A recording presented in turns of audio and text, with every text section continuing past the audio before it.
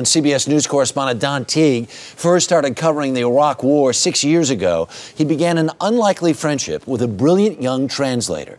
Now Don and Rafraf Barrak have co-written a book about their amazing journey called Saved by Her Enemy, an Iraqi woman's journey from the heart of the war to the heartland of America. And Don and Rafraf are with us this morning. Good morning. Good morning. What was your first impression of Don when you first met him? He had this confused look. He walked in the office like he doesn't know where he was, and I was like, I don't know if I want to meet him yet, but I waited a little bit, and then I introduced myself, and he was like, what did you say your name was? So it was just kind of like a very hard impression. What did you think of most Americans, though? At the time, I was always cautious because these are people that I did not know, and for me, they were portrayed as an enemy of me and mine and my country. As a correspondent in Baghdad, you couldn't be any more dependent on a single human being than your translator. Right. What was it like? What was your relationship like out in the streets? Well, I figured out pretty quickly that she was a very intelligent young woman and key to keeping me alive while I was there, as the translators are, because they understand the culture, they understand the community.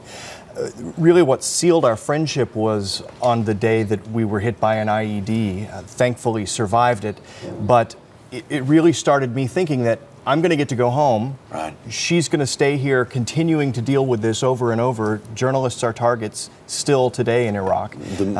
And more so than that, she was specifically targeted for being an Iraqi, so her life was in great peril. Right. Should she stay there? As an Iraqi, as a woman working for a Western news organization, you had a target on your back. Yes, I did.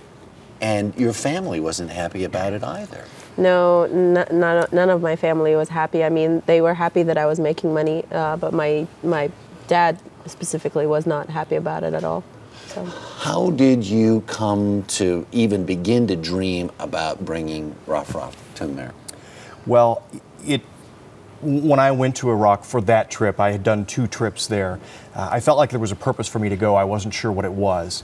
And after that day, and then hearing that she was specifically on a list being targeted by insurgents, it wasn't even safe for her to go home. Right. That perhaps the reason I was there was to try to get her to safety in this country. The first thing I did was call my wife. You can imagine that conversation. I've met this nice young woman. I'm thinking of bringing her home. And what did she say? She said, if she needs our help and we can help her, then let's do that.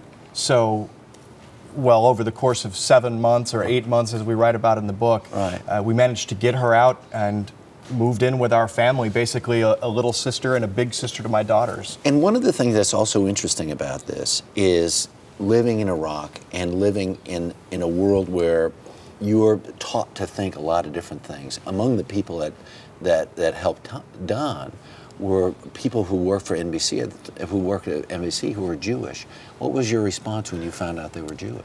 Well, first of all, I did not know they were, and then when they told me, I went home and I told my mom, and my mom was like, well, just be careful and don't tell them anything that, you know, that would discriminate you in any way, or just be careful always when you're talking to them. So there was always this barrier, because I did not understand. You jumped through all these hurdles, managed to get Rafraf here, you come, you start to study, your visa's going to be, I mean, there are lots of really interesting twists and turns in this book, but you live here now. Will you ever go home again?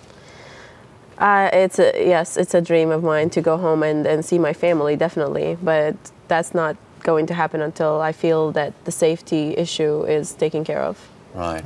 And the thing that I want readers of this book really to understand is to see this country the way someone who was raised to hate this country sees it today, and has gone from this fear and at times hatred to really embracing the freedoms that we have here. It's been a remarkable journey for my family to be a part of, seeing that change in her life. Look at the smile on that face. So good to meet you in person. Thank you. Really terrific. Thank you so much. Don, thank you very, very much for being here this morning. Do appreciate it.